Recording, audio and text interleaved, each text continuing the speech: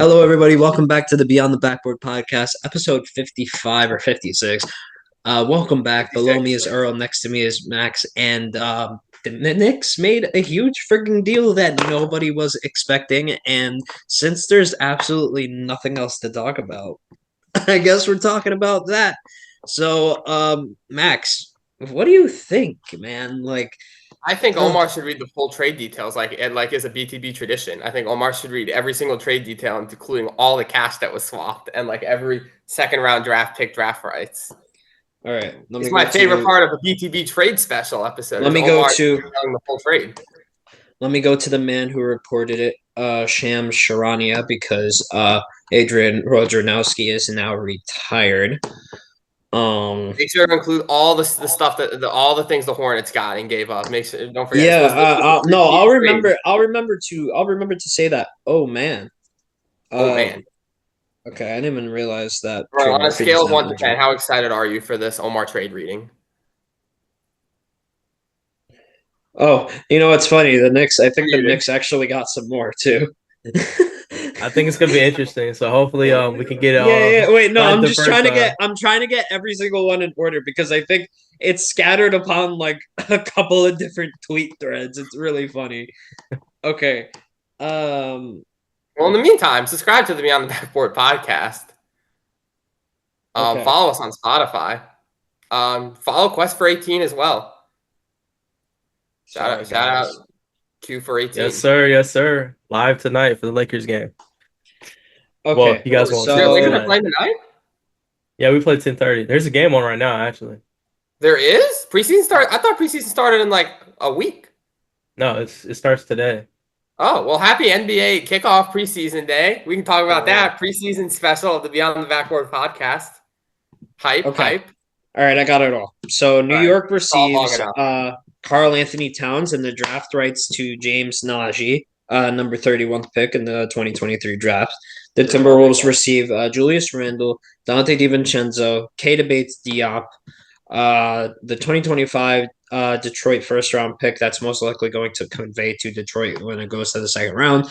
And then the Hornets receive Daquan Jeffries, Dwayne Washington Jr., Charlie Brown, all via sign and trade, and a 2025 least favorable Denver/Philly second-round pick through Minnesota, and a 2026 Golden State second-round pick, and a 2031 second-round pick. Good job, Omar. That was a very good trade reading. Before we start, though, Earl, how do you pronounce the name of the running back on the Tennessee Titans? Oh, my God. I'm not doing this. Tony Pollard? Not doing this. Wait, one more time? Pollard? That's what you're talking about? Thank you. Yeah, okay. What did he say? What did he say? Pollard. Tony Pollard. That is. But you know what? You nailed all the pronunciations in the thing. I thought you were gonna mess up James Nagy, but you nailed that. So honestly, I applaud that. Somehow I thought you would get Charlie Brown wrong. Charlie Braun. No. So what do we think about this trade, boys? Because this was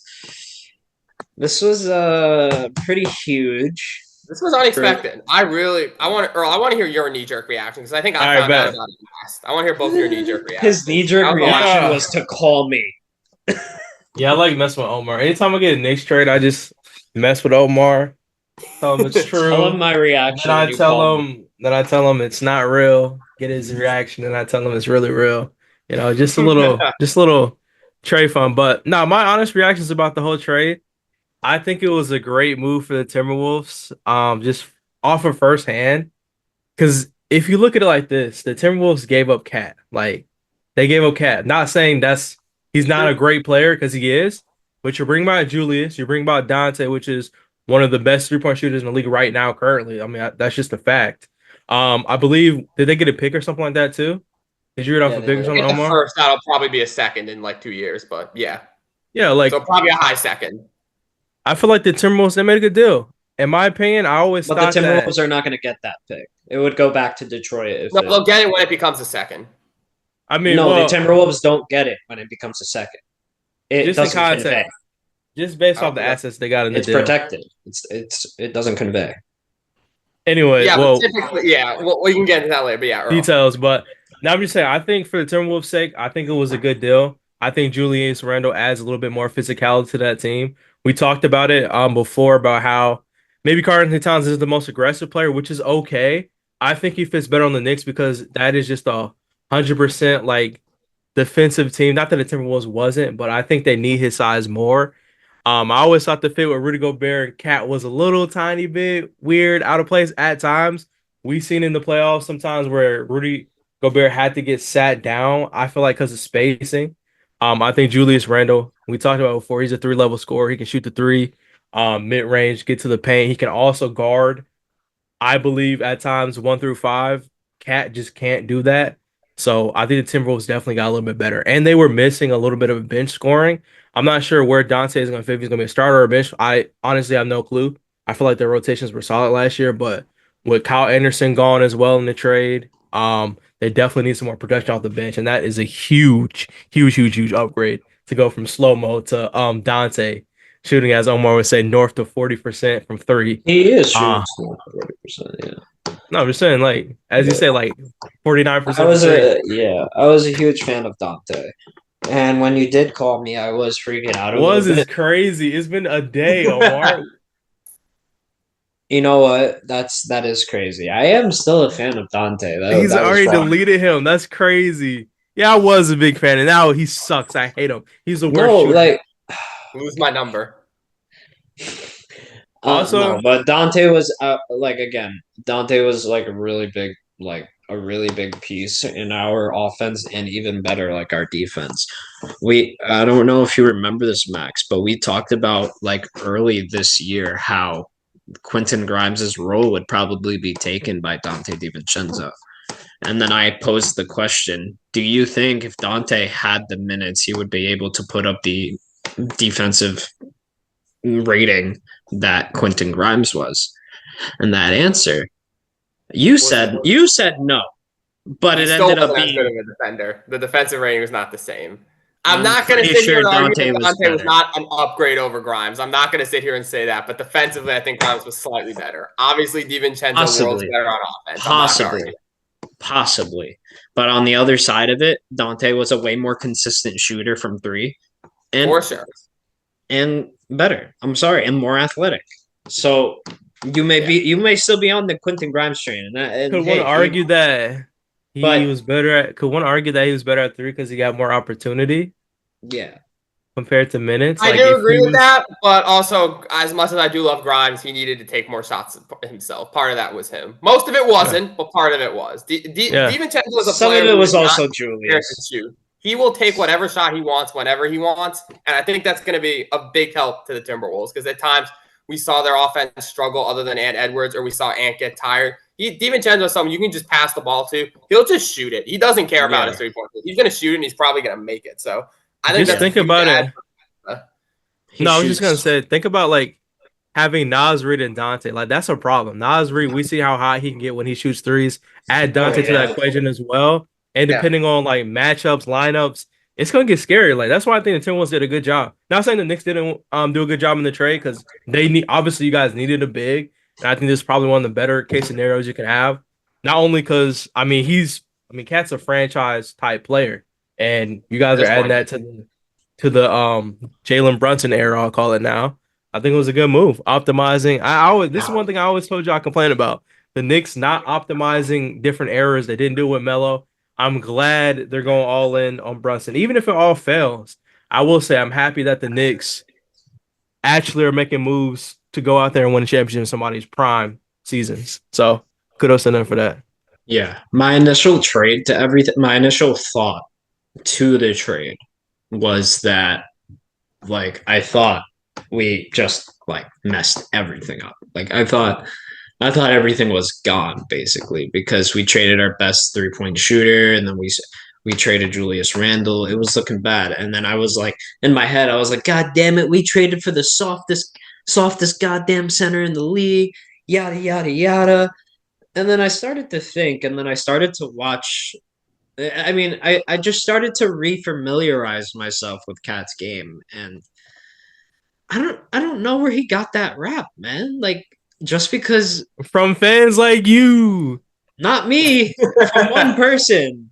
I know. I'm just saying. Think about it was what you from said, one though. guy. It was from Jimmy goddamn Butler.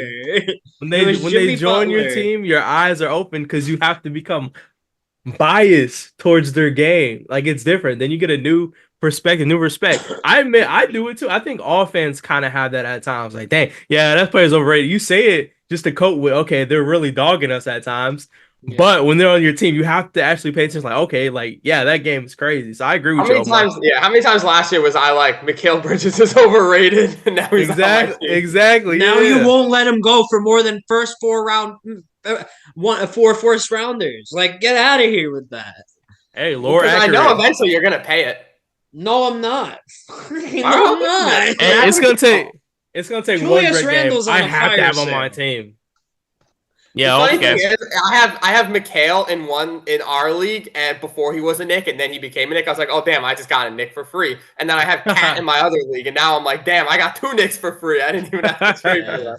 I'm trying to trade for Cat. Are now Knicks. I was trying to trade for Cat, but Travis doesn't even. I don't think Travis is even active anymore. Yeah, he said he's not coming to the season start. So check again in 3 weeks, buddy.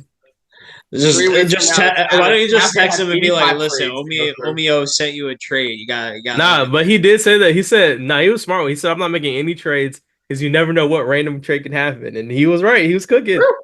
Yeah, true. Cat to New York is a dog, but yeah, and then he couldn't make media day because the trade was kind of in limbo for a day or two. Yeah. And nobody really knew what was going on and stuff like that. I mean, we all knew that the trade was happening, but we didn't know that the 3 supplemental players that the Knicks were sending. So we were kind of like W addition, by the way, W scam breaking the CBA. I love that. Yeah, they literally. Oh, I loved it. I saw it and I was like, damn, they just paying everybody $1 above everything, the minimum. Shit, it's not a minimum. If you pay them $1 above, it's above the minimum. So we can sign it. I think, to be fair, it only works if you're retaining players. You can't like just sign you or me off. The Knicks had those 3 for like 2 years, 3 years. Yeah. Yeah, it only works if you're re-signing and then trading. I can't believe my eyes. Trade at the minimum, but you can re-sign and trade $1 above the minimum. The NBA is becoming more and more for just math nerds. Like the next wave of GMs is not going to be like people who watch basketball. It's just going to be dudes who are graduating from like Harvard with a math degree and can figure out the CBA. That's just going to be the next wave. I'm starting to think that's what Sam Presti is. I mean, low key, Leon Rose has been breaking the CBA for the past 2 years. They have been studying it ever since like it wasn't even in effect. So when Leon Rose, as soon as he got there, he got people to be studying that CBA to build this team around the current CBA. So now, I'm glazing. My bad. We're the best positioned team in the CBA, and a lot of these teams are going to have to start breaking up their core, trying to fit within this CBA. That matters. You just got to win, Omar. You just got to win. I'm thanking God the Knicks don't got to deal with it. I'm hoping because we're there already. All that matters. We're not even in the first apron. A championship. Right below it. That's all that matters. CBA, BBA, NBA, GBA. Doesn't matter unless you win a championship. None of it matters. All I'm saying is we have the pieces and we're still directly under that first apron. We could still sign some people that were going to make this team even better. Who else do you want to sign? Get me Dwight Howard. Bringeth me Dwight Howard right now. Low-key, I wouldn't be opposed to that. I wouldn't be opposed to it either. It was a big part of our championship run a couple years ago. Give me Dwight. I have nothing bad to say about Dwight. Never. Dwight. I also agree with Earl that this is a better trade for the Timberwolves than people think. I think positionally, I think Randle makes more sense next to Gobert, and I think the league now is caught on to how good DiVincenzo is, and he could easily start on a lot of teams. The fact of the matter is that the Timberwolves now have maybe the best 6th and 7th man off the bench. Like they have probably the best 2 off the bench in the NBA, Naz Reid and Dante. Those are 2 guys that would start on probably 70% of teams and are good enough to do that. And they have them as a 6th and 7th option, which is fantastic for them. I do think there's a good chance that they're going to close games with DiVincenzo maybe at the 1, and you're going to put him next to Anthony Edwards, or maybe you sub him in instead of a Jaden McDaniels just for shooting at the end of a game. I think there's a good chance that happens. Sometimes like Naz Reid would close games over Karl Anthony Towns. Sometimes like that would happen as well. So Timberwolves have a lot of lineup flexibility now. I just think it all depends on, you know, I've said it before and I've said it again. I'm glad I don't have to deal with this on my team anymore, but how bought in is Julius Randle going to be? I think now that he's in Minnesota, I think the whole league's going to be watching him. And if he's playing like the Randle of the last 4 years, he is going to get absolutely brutalized by all the Anthony Edwards fans that are like 15 years old and just watch his dunks on TikTok. They are going to be clowning the heck out of Randle when he shoots like 5 for 20 in the playoffs, or is like ruining possessions, ISOing from Anthony Edwards. People are going to get on him. So he better buy in. He better take a step back and let Ant run the offense and not destroy things and actually be bought in defensively. Because if he's not, I think a lot of Ant Edwards fans are not going to be happy with him. They're going to be like, Karl Anthony Towns never did this. First of all, if you could survive I think they're used to it. You could survive anywhere. I don't know. Well, he got a pass in New York because everyone's like, oh, he brought us back. No, he did not. No, he did not get a pass in New York. What? He got a pass? What are y'all talking about? Were y'all not there? Omar, when people were tearing down his poster and stomping on it? Were y'all not there? That's just, bro. Were y'all not there when he was doing this to the crowd? But if we're being honest, I think that New York just overreacts to everything, though. Accountable. Sorry, go ahead, Earl. I'm just saying, New York is one of those places that overreact to everything. Just if I'm being honest, like that's just the mecca of basketball. Like, it's just the truth. Just like, I mean, people remember when people were burning LeBron jerseys after he left Cleveland the first time. Like they were going crazy. That's what people do. It wasn't to that extent, obviously, but I just feel like I was about to say, I just feel like Julius Randle, I think he might fit better with the Timberwolves. I think it's probably a little bit more his pace. I like the team. I don't know. I just think it makes a lot of sense. I don't know how to describe it.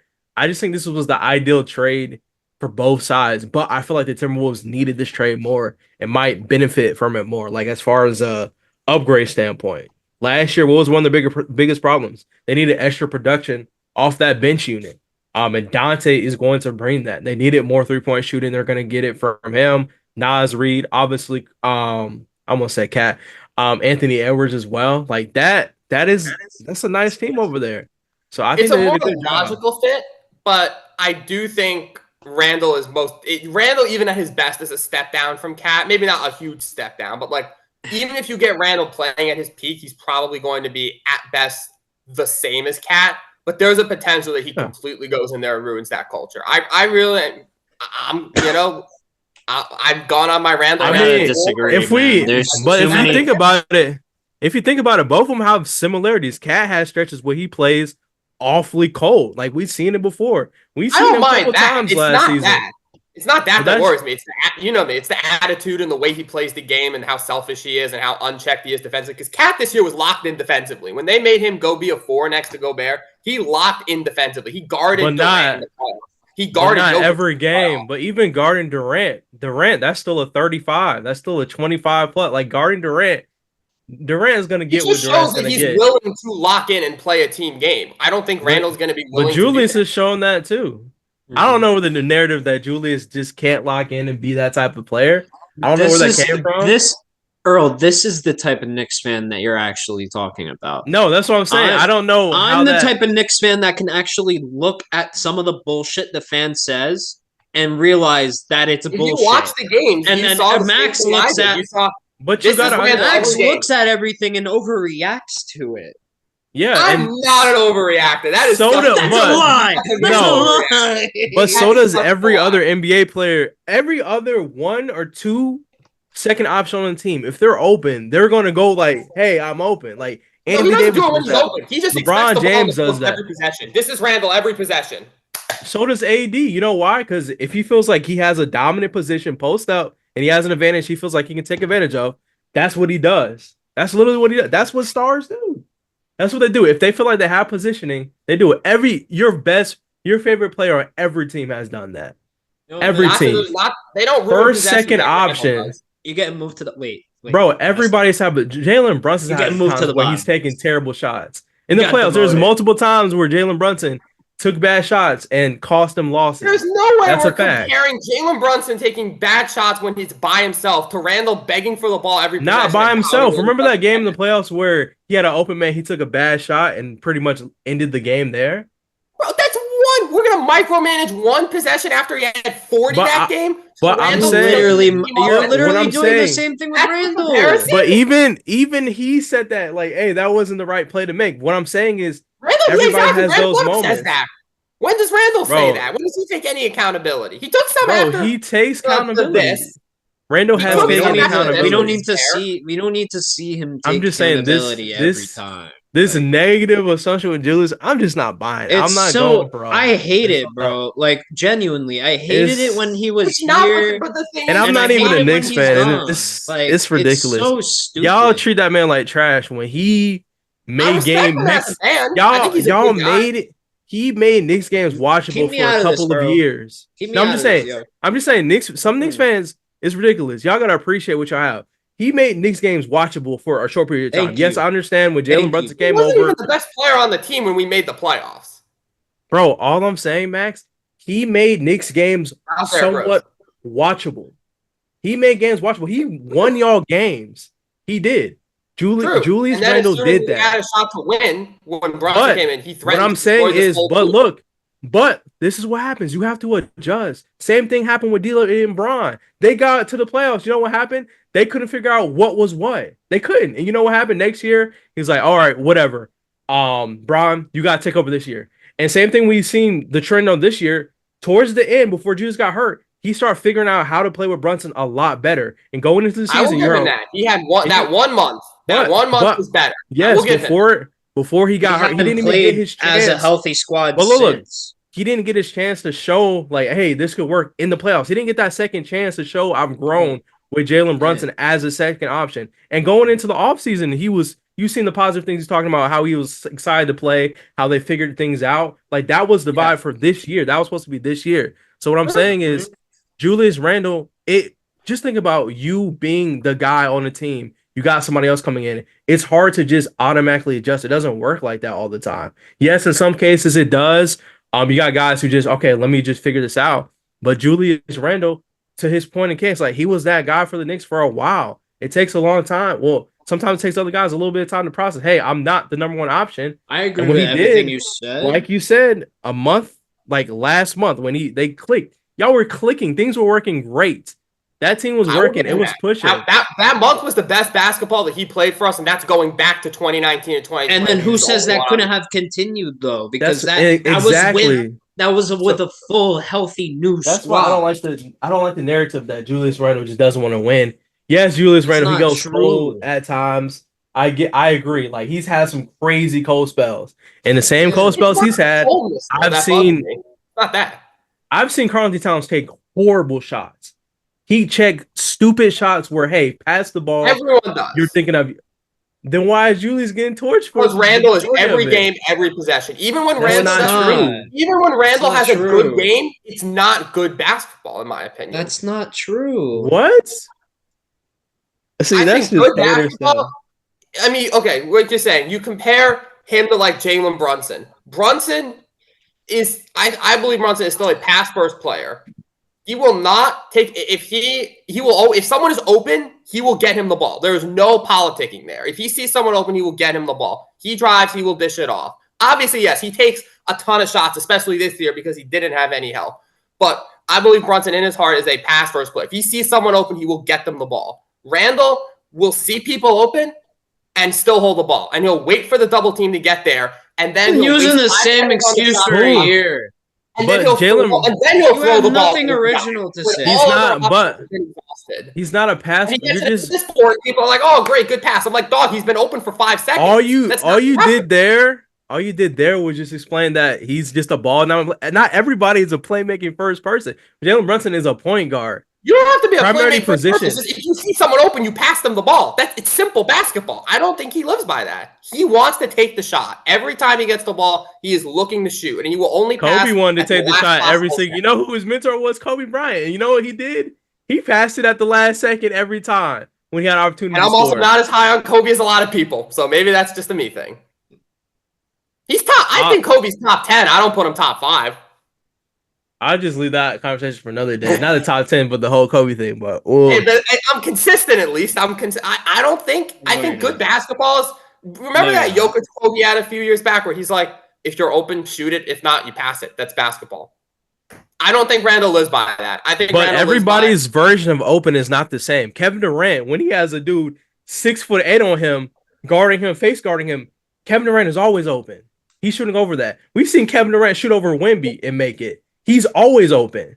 Like, it's just different levels to that. With your height, your physicality, and your ability to score the ball, everybody has different scoring down, much taller, much you're open. More physical players. Well, maybe Randle's open is not the same open as a Jalen Brunson open. Like, it's just different. I'm talking about if you see someone else open. I'm saying like Randle has the ball and it's like a double team is coming, and for the longest time he would just sit there and instead of just swinging the ball immediately, he would just wait until the double team comes, and because he keeps trying to back down and back down. I mean, not everybody can see the future, Max. And you know what happens when he realizes, oh, okay, it's a double. He kicks it. That's what he does. And then he's already trapped in the corner. It happens every game. You think he'd be able to realize that, or some coach would be like, yo, dog, just pass it a little quicker. We'll get open shots. It does not happen every game, Max.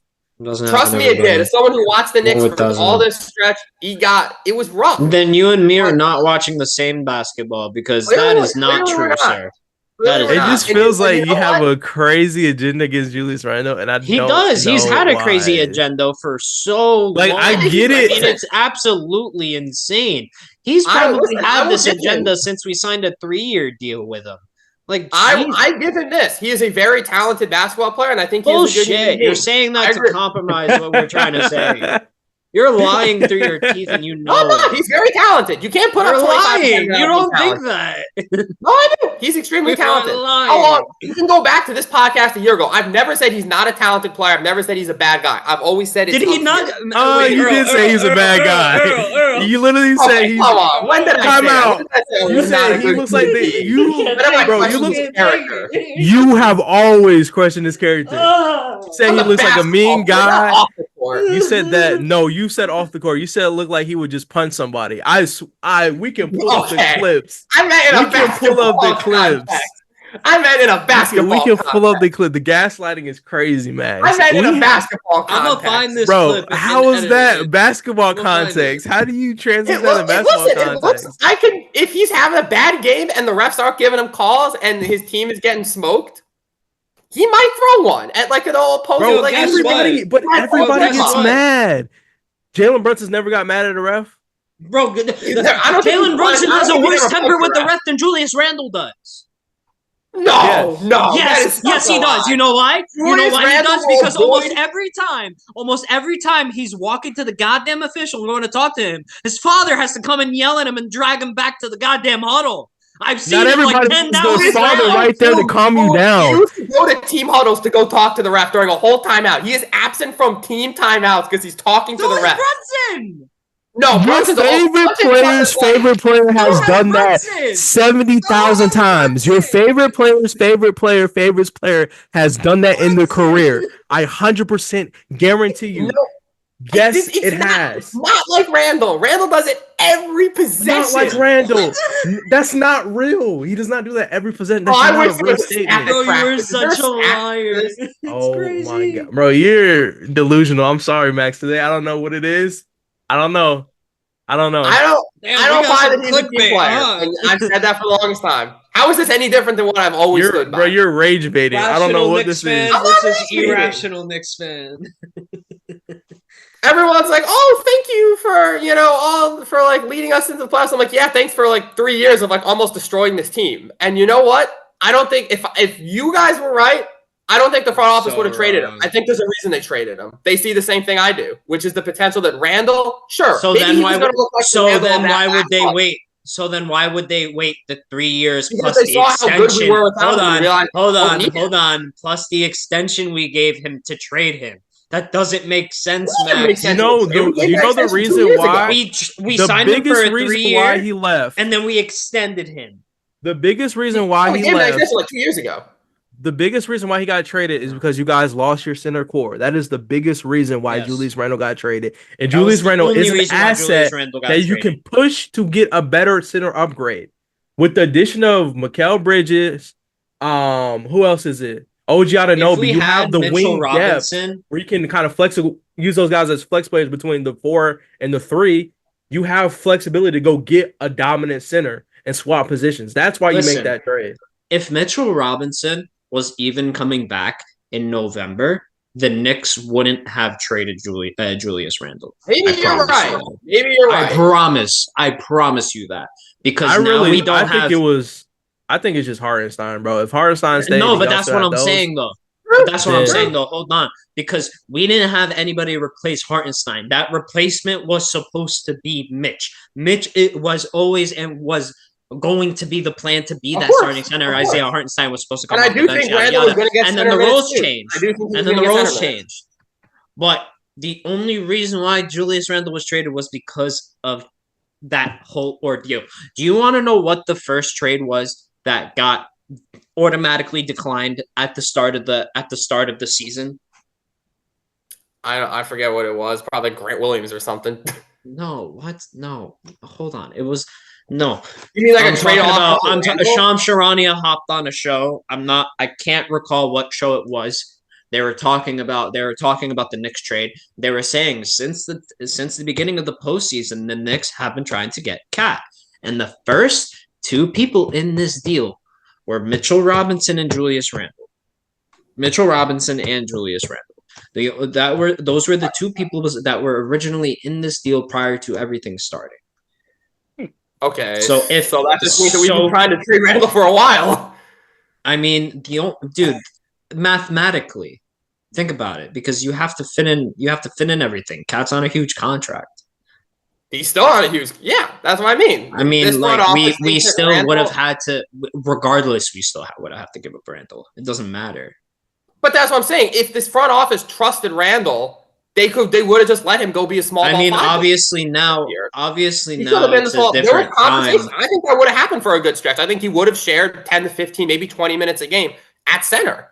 But they were like, we'd rather go get Cat because we see the potential that Randle could have to destroy this championship. And I don't think it's that. I don't think it's he destroy the championship. I think it's about having more size on the roster, like literally that.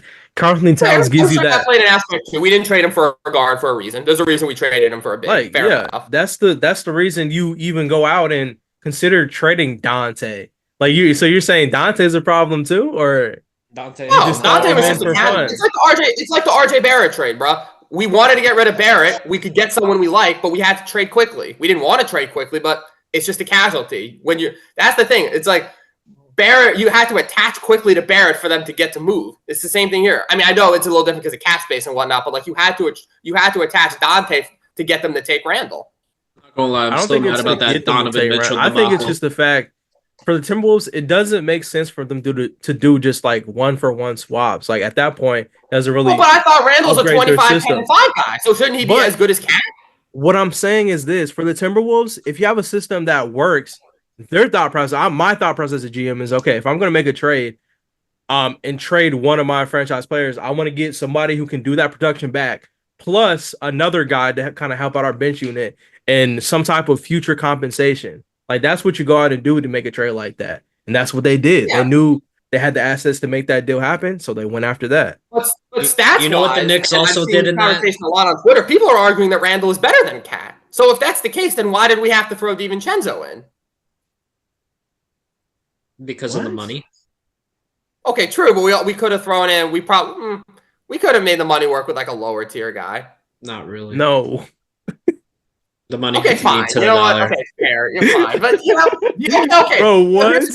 Here's the question. Do you think? You can't beat me on the CBA conversation. I studied that shit like it's the back of my head. Well, the fact of the matter is, Max, money is a part of the conversation. If you take it out, the trade doesn't make sense to do. Okay, that's what I'm saying. The Knicks also had to let off of the random 3 players that we had to let off and give them $1 above the minimum for Randle straight up. If there was no money was the same, you could lateral 1-for-1. Do you think they're accepting Cap for Towns or no Cap for Randle? No, but Randle has better stats. Randle does have better stats. Yeah, I agree with you. So what's the problem here? Why, if anything, the Knicks shouldn't be accepting Cap because he's worse than Randle. So what's going on here? Positioning. The reason why you make this trade here is because the Knicks need a center. They need a center. The Knicks need a center to survive in the East. You need a center. That's the reason why the Knicks shop Julius Randle. It's more of a, hey, this is the reason why they make a trade. It's more of a... Sorry.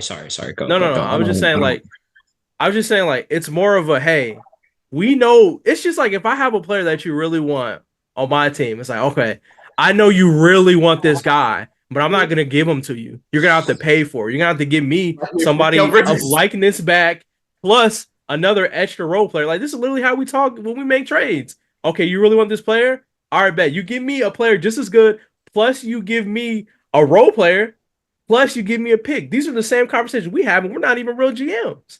True. That's how it's done. So answer me this. If you're a GM, are you swapping? If you're the Timberwolves GM, are you swapping Cat for Randle? Straight up. Not unless I'm getting no. They're not. They were never going to do that. The only reason they make this trade is to upgrade their roster fully. They have a problem with depth. Dante is one of the best three-point shooters right now in the league statistically. That's a fact. They need that production. I think it was a solid trade for the Timberwolves if Randle is bought in. If Randle's not bought in, he can blow that team up just like he could blow. Well, obviously, I mean, dude, you can't do anything without being bought in. But this is crazy. Without being bought in, you can't really do much without being bought in. But that's not the point. That's not the point. Hold on. That is the point. That's not the point. I've never questioned that Randle is not talented. But I'm saying you're making these invisible. How do you do? You're making these invisible right now. No, I'm just trying to figure out. He's just making these invisible assumptions that just don't exist. I don't think it's invisible that when Randle was not playing, when he did get injured, let's not forget something, y'all. But pass the ball a lot better. I don't think that's invisible. Let's not forget something. Then that's you erasing the month, which you said the month they have figured it out. The month was very good. I will give him that. But I think the ball movement even after that was even better. Bro, when they figured it out, that was the best version of what that Knicks could be. Let me say something. Time. Don't forget this entire at the beginning of the start of the season, there is a report that said that the Knicks were shopping Julius Randle. Let's not forget that. And we also got to remember. Hold on. We also got to remember. Huh? This season or last season? This season. Okay. June. June. I'm talking about. Because we saw. Okay, I'm gonna finish your point. And then we had the center problem. Everything kind of came into place slowly, but it was a small issue that was being built. We had to worry about We had to worry about Randle constantly being injured during the postseason. And then we also had to compromise for Cat's accolades. We also had to compromise because between the two of them, Julius Randle don't got that much accolades compared to Cat. So he's a two-time All-NBA. He's made more All-NBAs than Cat, no? This year was Cat's first All-NBA, I think. Randle's got more All-NBAs. And his stats are better. I'm pretty sure. I'll double-check that, but... People were saying that Cat's resume was a bit more impressive. I know. When did I say that? No, not you. People. Oh, okay. Not you. Okay. I was people on Twitter, that was the general consensus of what I was getting throughout the entire. Okay, here's Cat's resume. 4-time All-Star. Okay, 2-time All-NBA. And then Rookie of the Year, All-Rookie, whatever. Okay, but 4-time All-Star, 2-time All-NBA. Randle, 3-time All-Star, 2-time All-NBA. Last year, Randle averaged 24 points per game with 5 assists, 9 rebounds. Cat averaged 21.8 points per game with 8.3 rebounds and 3 assists. So worse across the board than Randle last year. And then we have to account for numbers as well, like averages across games. He played 46. How much did Cat play? They played the same? Or around that Cat played 62. So neither of them played much. Neither of them played a huge amount. Yeah. 16-game difference. But, I mean, listen, again, I understand what you guys are saying. It's just I don't like the brand of basketball that Randle plays. And I think that we saw if he was really as important to this Knicks team as people think he is, we would not have gone as far in the playoffs as we did. If Brunson had been injured instead of Randle, this team gets swept by Philly. Maybe they win a game. Bro, but what I'm saying is, why can't you make the argument that you go farther if Julius plays? Why does it have to be that y'all are just so much better when Julius is out? Like, so you're saying if Julius Randle, well, I'm saying if Julius Randle was healthy and he played, but I'm saying, like, okay, if that's the case, then why is he getting so much hate?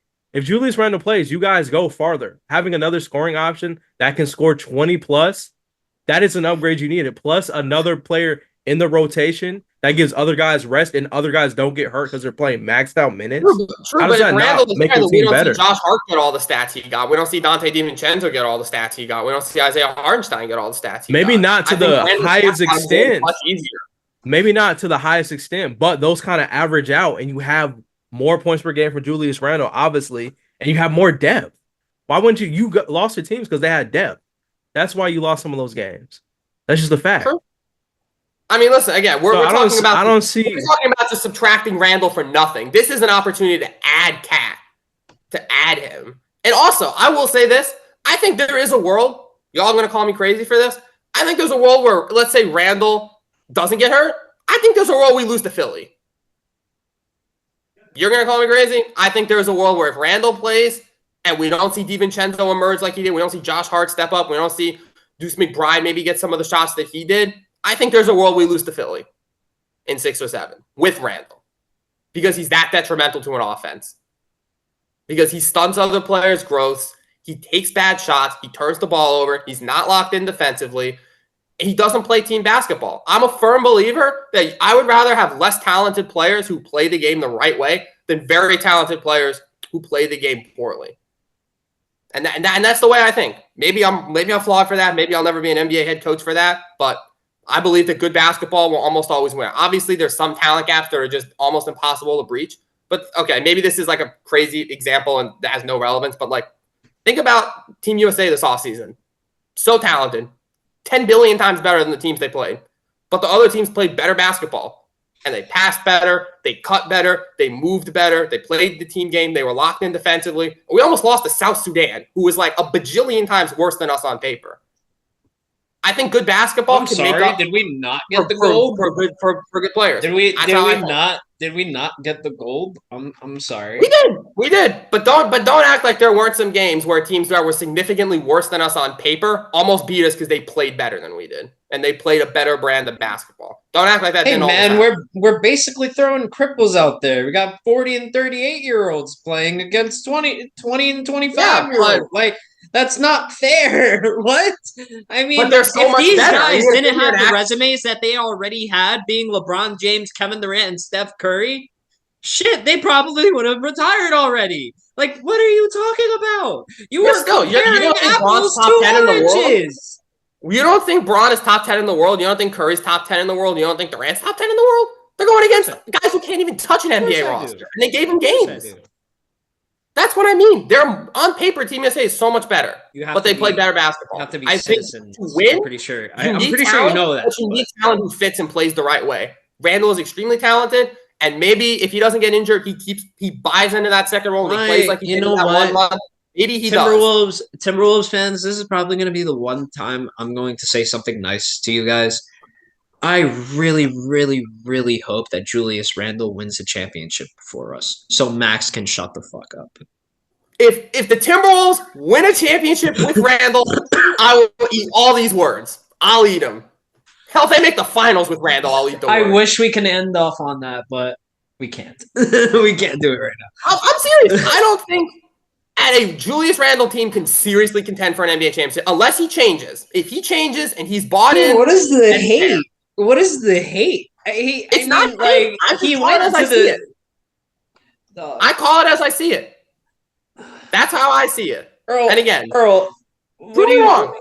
You've just been there in this position for the past couple of minutes. What do you think about January when Randle is getting slandered on Twitter for being a ball hog and losing the Timberwolves games? Come back to this video.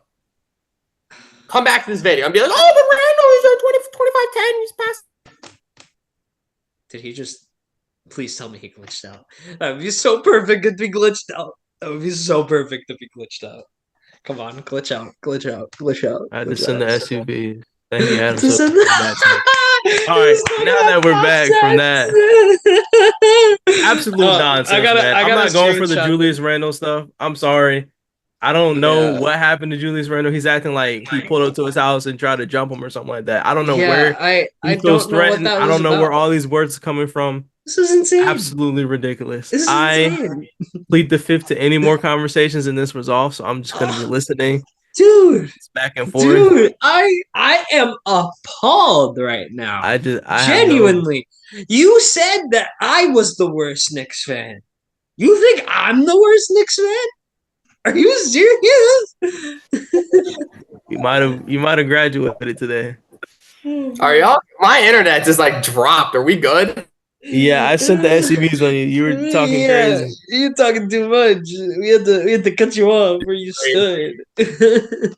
I'll just say this: we can agree to disagree. I don't like the. Even though I don't agree with you, I just disagree. But for the sake of this conversation, I don't think that I'm not over this. I don't agree. Should get this level of hate. It's not it. You guys act like I have a personal vendetta. I think he's a fine human being. You do have a personal vendetta. You do, bro, because you take it. How can you just say, bro, how can you say everything you just said and not think you have a personal agenda? When did I ever take a personal shot at him? When did I bring up something that's not basketball? We're talking about. He looks like a guy who would just walk up to you and punch him in the face. I never said it like that. Yeah, you did. Court. You're twisting it. I meant on I don't think he walked. Does that have anything to do, bro? Just because you add something to the end of something, do you mean it?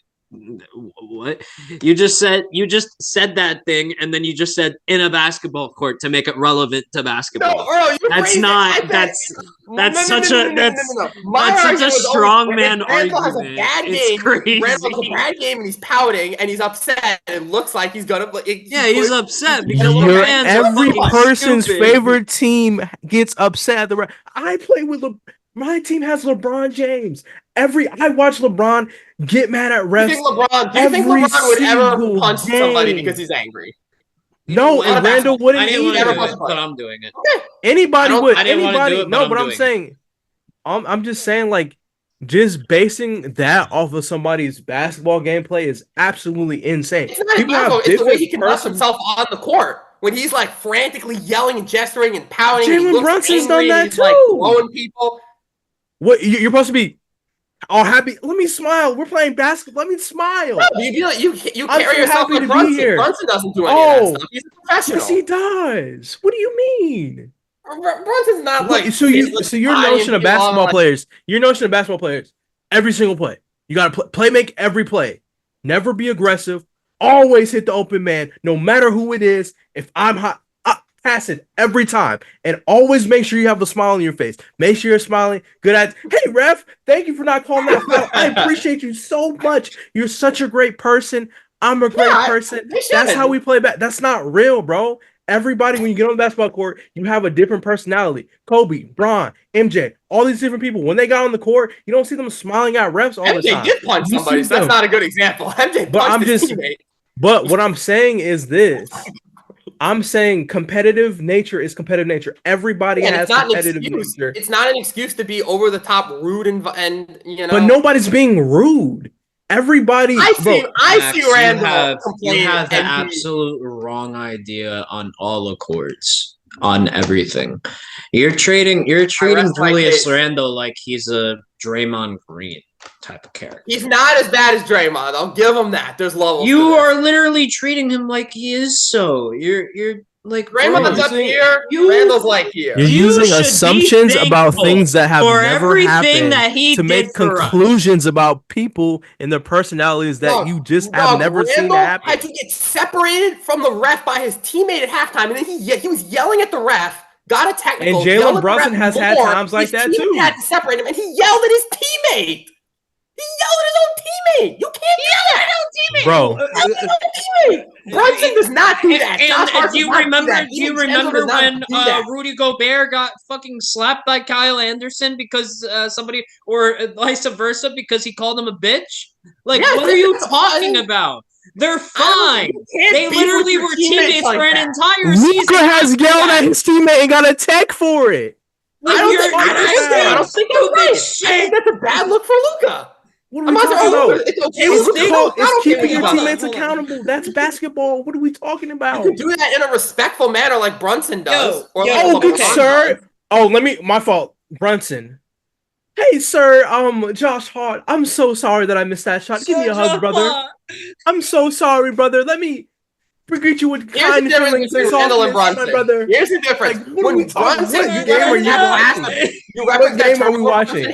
you referenced that turnover he had at the end of that Heat game. Bro, Brunson immediately afterwards took responsibility. Said, "That's my bad. I should have made the pass there. I was being too selfish." If that's Randle, no way in heck is he ever admitting to making a wrong play. But you're saying that. How can you make that assumption when that's just never happened? You're making invisible claims. Yo, hold on. I'm gonna shut down this argument once and for all here. I'm gonna shut this argument down. Talking about. Do you think players not fight during practice? Do you think players not fight during practice? So you think they're holding hands? Do you genuinely think teammates do not fight during practice? They fight all the fucking time, buddy. 98%, 97%. Bro, listen to this. You think 98% of teammates? It was only for a week. Hold on. It was only for a week. I wasn't good at basketball. I was pretty short. Yada yada yada. I was on a high school. Hold on. I was the team captain of the high school like thing, but I was like the team manager. Team manager. That's the term. Team manager. Whatever they call it. You actually play. You just get yes, team captain and team manager. It was stupid. I'm not getting into it. And I was only there for a week because of how stupid it was. But I was only there for a week. And within that week, do you want to know how many fucking fights the players got into? You're in high school. It's the same thing. It's the same thing. Do you think players don't hold grudges against each other for like not passing the ball? You are delusional if you believe that 98% of basketball players do not argue and get into fights in practice. Obi Toppin and Tom Thibodeau. You were not. You were prior to everything in the playoffs, and then all of a sudden everything blew up, and he got traded because Tom Thibodeau didn't want to play. Hold on, let's not. When did Thibodeau ever hold Randle accountable for that? Let's not ruin his dystopia. This is his created dystopia world. This is how he enjoys the game of basketball. Let him be in his bubble. It's delusion, and let him have his fun. But if you think 98% of basketball players don't argue, fight in practices, and they're all sunshines and giggles when they're in practices. No, it goes on in practice, bro. I'm talking about Randle on the court. I'm talking about stuff that we've seen. You just said practice too. You're just talking from a sense of professionalism when sometimes shit just isn't professional. Like there's times when stuff just is not. It's not a great moment. It's not a proud moment, but there are times where people act unprofessional. And with Randle, it's constant. You're wrong. You are wrong. You are holding this agenda against him because he's gone. The only reason you're holding this agenda is because he is gone. That is the only reason why you're holding this agenda. Have I not held this agenda the last 2 years? Hello? Have I not held this? Now you're saying all of this. Have I not been saying this the last year? Have you not been listening? You've berated me for having an anti-Randle agenda for the past 18 months. How is this any different? You do. That's what I mean. I'm not just bringing this up now because he's gone. You should be thankful for everything that he has done for us and an organization. You should be thankful for him that he brought us back to relevancy. That's what you should be thankful for. Here we go. Sap story. No, you should be. Because if it wasn't for him, if it wasn't for the fact... I'm going to... Excuse me. I'm sorry. Like, I swear, Knicks fans at times are so freaking ungrateful. If it wasn't for him, we would be stuck at the bottom of the totem pole. Nobody wanted to come here. Nobody wanted to do everything. Him and Tom Thibodeau built a culture here. Thibodeau culture that attracted better players. That attracted a Jalen Brunson. That was Brunson and Leon and Kidd more than Randle. That attracted Mikal Bridges. That attracted a Dante DiVincenzo. That attracted a Josh Hart. Like these, who all came after Brunson. Keep that in mind. After Brunson came here. I'm just saying, bro. He still laid the foundation. He was still there. He brought a team to the playoffs with a starting point guard of Alfred Payton and freaking Nerlens Noel. And then as soon as he put Derrick Rose became the best player on their Bro, team. Max, you talk trash about a guy. Y'all hadn't been to the playoffs, Max, in 7 years. No, more. 7. It was 7 or 8. It was 7. 12. Oh, we did 7. 7 or 8. Because 2013 to 20, I guess depends how you count. But yeah. Yeah. It felt Julius Randle comes first year, they don't make it. Second year, they do. He brought basketball back to New just be York. delusional about what I see and not stand by what I see and what I believe in his play. Bro, It's not even what you've seen and believe. It's just you making assumptions that he's just this bad player who nobody can work with. Nobody can get along with. He's not a bad player. He's a selfish player. And that's always been my angle. He's not a bad player. He can't be a bad player and average 25 and 10. I give him that. He's very talented. I think he's very selfish. I think Kobe's not a selfish player. Kobe was pretty selfish. Everybody loved him. I'm not as high on Kobe as a lot of people Jordan's not a selfish player. What? And he just contested that by saying, "And I'm not as high as Jordan wasn't a selfish player. You don't like Jordan either? Not like Kobe and Randle. I don't think Jordan's holding the ball for 15 seconds to the end of a shot clock and then either passing to a teammate, falling out of bounds with 2 guys draped over him, or just taking a fadeaway like corner 3 where he's basically sitting in the front row. That's Kobe. Michael Jordan? That's Kobe behavior and Randle behavior more than Jordan. Where do you think Kobe got the blueprint from, guys?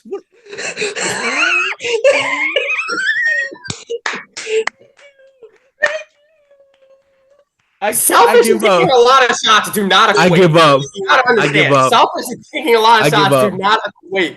For the whole first part of Jordan's career, he didn't know. For the first part of Jordan's career, all he cared about was scoring. He didn't care about winning. They weren't winning. He would go out there. He had to learn how to play team ball because they weren't winning. And guess what? He won when they started playing team ball, and they didn't win because when he wasn't playing team ball. That's my point. Okay, but I'm saying Julius Randle has shown to play team ball. It's not the same. Y'all gave him 1 year. 1 month. Bro, look at the other. You wanted him to win a championship with the other teams he was a part of? Alfred Payton. Y'all were supposed to win a championship with that team. No, of course okay, not. Then. The only real time he had a chance to develop this, he learned how, like I said, he adjusted to playing with Brunson. But you shouldn't. The metric for he adjusted like 4 different times within the couple years he was here. That's a god awful basketball player. That is a bro. You're making for the sake of being a good team player. That's the point. Max, it's Be like a good team player, whether you're a playoff team, a championship team, a play-in team, a rebuilding team. Play basketball it's like, the right way. You know what it is? It's literally like this dystopia where you're looking at, from your point of view, you're looking at the game basketball by this is the basketball rule book and this is how things are played. But you completely taking out all the emotion that goes into the game of playing basketball. The things you can't account for inside of a text. Like, that's not what it is. When you pass the ball with 3 guys draped on you, when you spin to the middle of the lane for the 85th time, you are over-exaggerating. You're over-exaggerating. This is actually exhausting. You know what I'll give you? You know what I'll give you? This is actually exhausting, There is bro. one time. There is one time within my recollection, and I'm gonna give it to him just so we can move on. But God damn it, there is only one time that I can remember where it happened twice in a row. One time. It never happened twice in a row. Well, the it always happened one time. Hold on. It always happened one time, and then it didn't happen again because he didn't go for it again. It only happened one time. It only happened twice in a row. He never did it again. Where he went in the post, tried to spin, and then got it stolen from him. Twice he did that in one game, and then he never did that more than twice in one game again.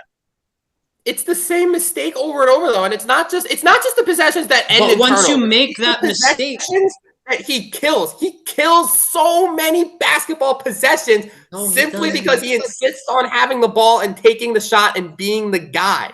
When there's 4 other dudes out there that are capable players and can hit shots when they're open. So wrong. I'm not the only one. It's so crazy how wrong and if the front office man. didn't think, well, okay, I guess you can say like, oh, they would have traded him for a cat, whatever, but.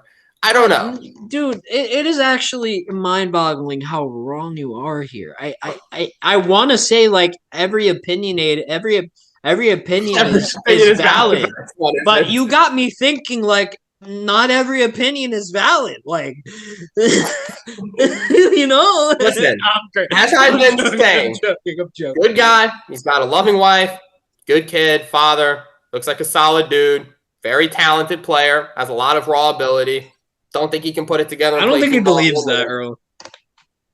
I think you're going to see. Listen, when the Timberwolves realize that they can't win a championship with Randle on there, and maybe he'll change. Maybe this is what it takes. Maybe this is the wake up call for him to be like, you know what? Maybe because you had this anti-Randle agenda for so long.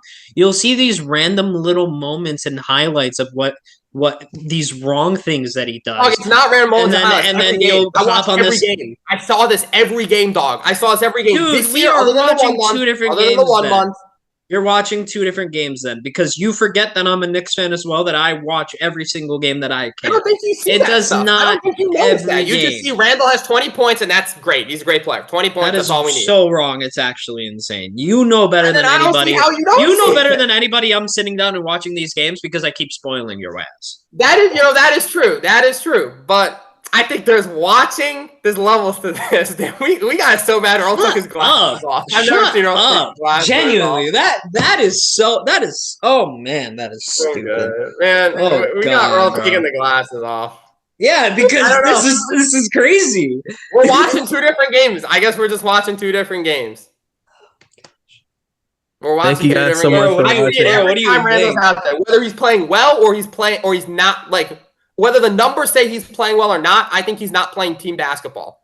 You can't sit here and tell me Randle's been a team player the last 4 years. This is the last thing I'll have to say before my time is coming to an end.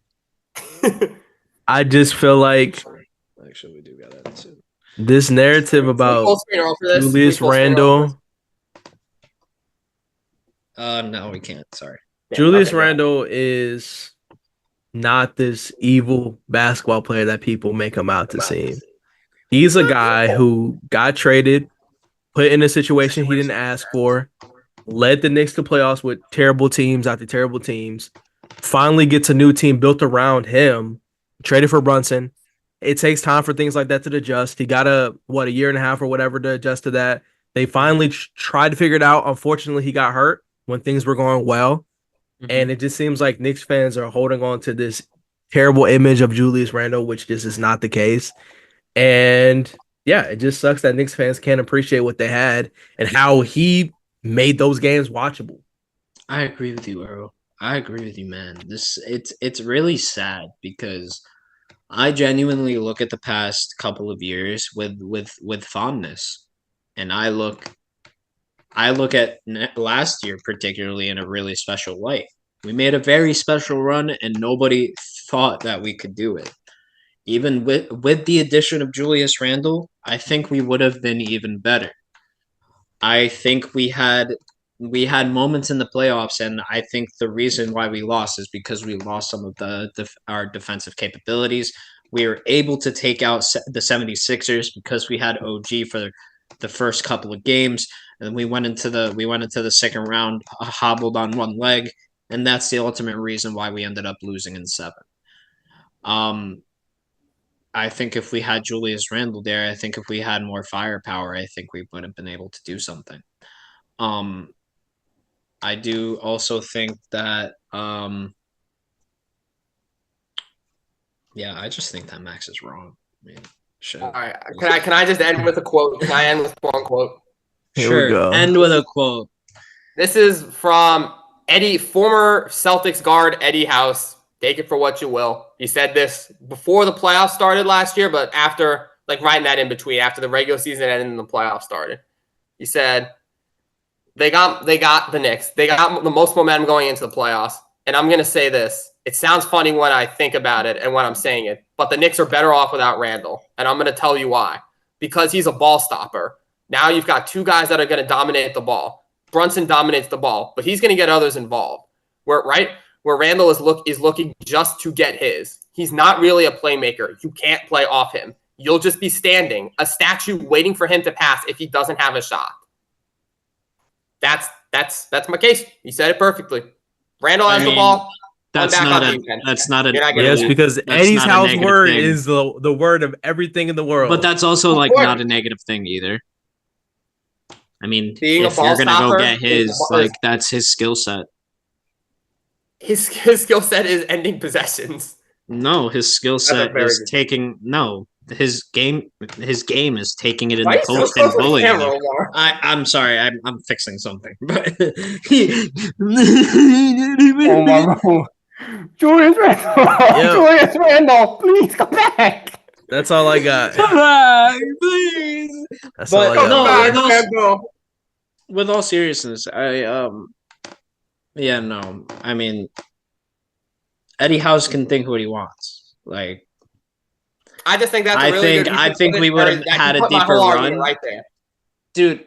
I gotta disagree because it only emphasizes the offense that I talked about with you guys not too long ago. What I thought the Knicks could run as like a death lineup, which would be between Jalen Brunson, Dante DiVincenzo, Mikal Bridges, OG Anunoby, and Julius Randle.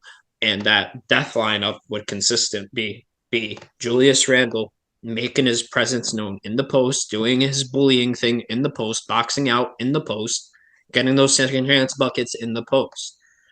He's not supposed to be stepping out on the 3-point line. I can understand where he had to do that and develop that game. But in this death lineup, he doesn't have to do that because he's centered around people with a really high three-point percentage. Mikal Bridges is the only one that kind of falls off the bridge.